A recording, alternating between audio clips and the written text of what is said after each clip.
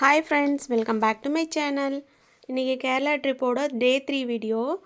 Morning வந்து நாங்கள் ஒரு 9:30க்கு மேலே சாப்பிட்டுட்டு ரெடியாகி கிளம்பி வந்தாச்சு. மகா சிவபார்வதி டெம்பிள், உலகிலேயே ரொம்ப உயரமான சிவலிங்கம் இருக்கக்கூடிய டெம்பிள்.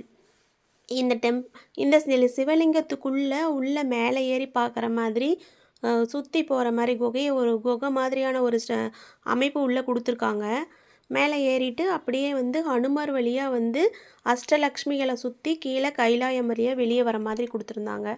இந்த கோயிலுடைய கட்டட அமைப்பில் தான் பார்க்குறதுக்கு ரொம்ப சூப்பராக இருந்துச்சு. அந்த ஆஞ்சநேயர் வந்து சிவலிங்கத்தை அப்படியே இப்போ தூக்கிட்டு வர மாதிரியான ஒரு ஸ்டாச்சு சூப்பராக நம்ம திருப்தியாக சாமி கும்பிட்டுட்டு அடுத்ததாக ரெண்டாவதாக வந்து ஆலிமலை சிவன் டெம்பிளுக்கு வந்திருக்கோம். இது வந்து கோவில் வந்து 12 மணிக்கு மேலே க்ளோஸ் ஆகிருந்துச்சு. நல்ல கடல் பாருங்கள். கடல் பரப்புக்கு மேலே சிவனுடைய ஸ்டாச்சு. இந்த சிவன் சிலை வந்து பார்க்குறதுக்கு மற்ற சிலைகளை விட கொஞ்சம் டிஃப்ரெண்ட்டாகவே இருந்தது. ஏன்னா சிவனுடைய இதில் வந்து 4 கைகள் இருந்துச்சு. ஒரு கைகளில் வந்து உடுக்கையும், இன்னொன்றில் வந்து சூலாயுதமும், இன்னொரு கைகளை வந்து தன் தொடை மீது அமர்த்தி ஒரு கைகளால் வந்து அப்படி ரசிக்கிற மாதிரியான ஒரு காட்சி. இது வந்து சிவபெருமான் பார்த்தீங்கன்னா அப்படின்னா தன்னுடைய ஜடையை வந்து அவிழ்த்து விட்ட ஒரு கோலத்தில் இருக்கார். அதுபோல் தலை மீது வந்து அந்த கங்காதேவி வந்து பெண் வடிவத்திலேயே உருவத்தை கொடுத்த ஒரு அமைப்பு. சிலை வந்து ரொம்ப தத்ரூபமாக செஞ்சுருந்தாங்க. அந்த மசில்ஸு, அந்த நரம்புகள் எல்லாமே தனித்தனியாக தெரிகிற அளவுக்கான ஒரு அந்த சிற்பம் செதுக்கப்பட்டிருந்துச்சு. இந்த சிற்பத்தை செதுக்கினவங்களை பற்றியும் கண்டிப்பாக வந்து நம்ம சொல்லி ஆகணும். தேவேந்திரன் அப்படிங்கக்கூடிய கேரளத்தை சேர்ந்த ஒருத்தர் தான் வந்து ஒரு 23 வயதுடைய ஒரு நபர் வந்து இதை செஞ்சுருக்காங்க. இவங்க வந்து இதை 6 வருஷத்துலேருந்து 7 வருஷம் வரைக்கும் இந்த கன்ஸ்ட்ரக்ஷன் பண்ணுறதுக்கு வந்து டைம் எடுத்துக்கிட்டதாக சொல்கிறாங்க. இது வந்து ரொம்ப சூப்பராக இருந்துச்சு. கண்டிப்பாக கேரளா பக்கம் போனீங்க அப்படின்னா இந்த ஆலிமலை சிவன் டெம்பிளை பார்த்துட்டு வாங்க. அது போக யூடியூப் சப்ஸ்கிரைபர்ஸ்லாம் வந்துருந்தாங்க. அவங்களையும் பார்த்துட்டு அவங்க ஒரு 2-3 பேர் மீட் பண்ணி பேசிகிட்டு இருந்தோம். ஒரு சின்ன ஷார்ட்ஸில் போட்டிருந்துருப்பேன். பரதநாட்டியம் ஆடிட்டு இருந்த 2 குழந்தைங்கள, அதுவுமே இந்த இதில் தான் நாங்கள் பார்த்து மீட் பண்ணி பேசியிருந்தோம். அவங்கள வந்து நான் ஷார்ட்ஸில் காமிச்சிருக்கேன். ரொம்ப நேரம் இந்த ஸ்டாச்சுவை சுற்றி அந்த வெயில்லையே அவ்வளோ வெயில் அடிக்கிறது கூட தெரியாத அளவுக்கு இருந்துச்சு. அந்த இடமும் சரி, சிவபெருமானுடைய இந்த தோற்றமும் சரி, நாங்கள் நல்லா வந்து டைம் ஸ்பெண்ட் பண்ணி சாமி நல்லா திருப்தியாக கும்பிட்டுட்டு அப்புறம் ஒரு 2 மணி நேரம் கழித்து நாங்கள் வந்து கிளம்பியாச்சு.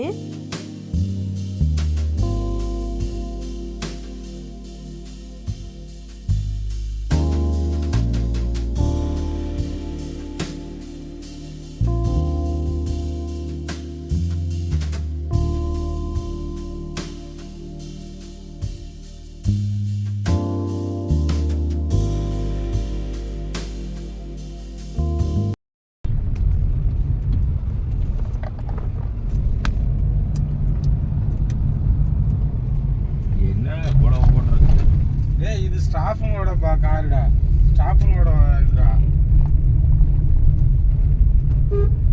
நம்ம எங்கே இருக்கணும்? நம்மளுக்கு தனியாக ஒரு பில்டிங்காக இருக்கும். ஏசியாவிலேயே மிகப்பெரிய மால் தான் இந்த லூல் மால், கேரளாவில் இருக்கக்கூடியது. இவ்வளோ தூரம் வந்துட்டு அப்படியே இதையும் விசிட் பண்ணி பார்த்துட்டு போயிடலாமே அப்படின்னு சொல்லிட்டு வந்தோம். ஸ்டார்டிங்கில் சரி பார்த்துட்டு ரொம்ப வீடியோ எடுக்கலாம் அப்படின்னு சொல்லிட்டு தான் எடுத்தேன். அதுக்குள்ளே பாருங்கள், பாப்பா வேற ஓடுறா. இவ்வளோ விட்டுட்டு நம்ம வீடியோ எடுத்துகிட்டு இருந்தோம்னா நம்ம அடி வாங்குவோன்னு சொல்லிட்டு சின்னதாக ஒரு கேப்சர் எடுத்துகிட்டு அப்படியே வந்துட்டு இந்த இடத்த க்ளோஸ் பண்ணி வச்சுட்டேன்.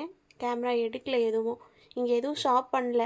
ஜஸ்ட் நாங்கள் கொஞ்சம் நேரம் அப்படியே சுற்றி பார்த்துட்டு ஒரு ஃபுட் மசாஜ் மட்டும் பண்ணிவிட்டு நாங்கள் வந்து சாப்பிட்டுட்டு ஒரு 4:30க்கு வந்து கிளம்பிட்டோம். ஹைப்பர் சூப்பர் மார்க்கெட் இருந்துச்சு. அங்கே பார்த்துட்டு பொருள் மட்டும் பார்த்துட்டு எதுவும் பர்ச்சேஸ் பண்ணல, டைம் இல்லை அப்படின்னு சொல்லிட்டு வந்துட்டோம்.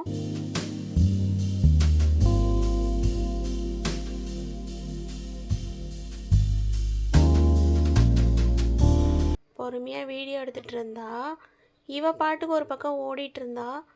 சரி இவ்வளோ வச்சுட்டு நம்ம எடுக்க முடியாது, நம்ம கணவர் கண்டபடி திட்டுறதுக்குள்ளே நம்ம போய் அவளை பிடிச்சிடலாம் அப்படின்னு சொல்லிட்டு ஆஃப் பண்ணி வச்சுட்டேங்க.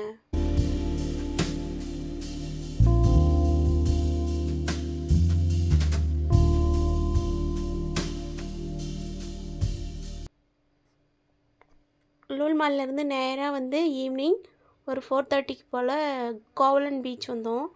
இது வந்து சூப்பராக அழகாக இருந்துச்சு பாருங்கள், வியூ எப்படி இருக்குது. சன்செட் ஆகிற டைமுக்கு தான் நாங்கள் வந்திருந்தோம். ரொம்ப சூப்பராக இருந்துச்சு. அது மட்டும் இல்லாமல் இது ஒரு இன்டர்நேஷ்னல் பீச்சுங்க. பாருங்கள் அந்தாண்ட லைட் ஹவுஸ் கூட தெரியுது. மண்ணெலாம் பார்க்குறதுக்கு அந்த சாண்ட் எப்படி இருந்துச்சுன்னா Black கலரில் இருந்துச்சு. இது வந்து ஒரு Black சாண்ட் பீச்சுன்னு சொன்னாங்க. நாங்கள் போன டைமில் வந்து கொஞ்சம் ரெட் அலர்ட்டும் இருந்துச்சு. தண்ணிக்குள்ளே இறங்குறதுக்கெலாம் அவ்வளோவா யாரையும் விடலை. அப்படியே அழகான ஒரு வானவில், எவ்வளோ சூப்பரான ஒரு காட்சி.